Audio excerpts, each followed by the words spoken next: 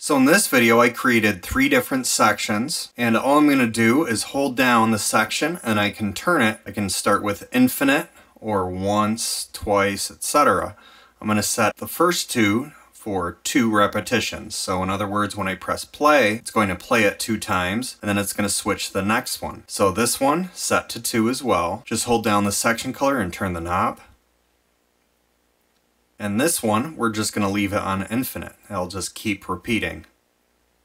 So what I'm going to do is just record this, and I'm going to also use soloing. So if I hold this knob down and I press these mute buttons, it'll actually solo it. So I'm just going to record the arrangement and then I'll play it back.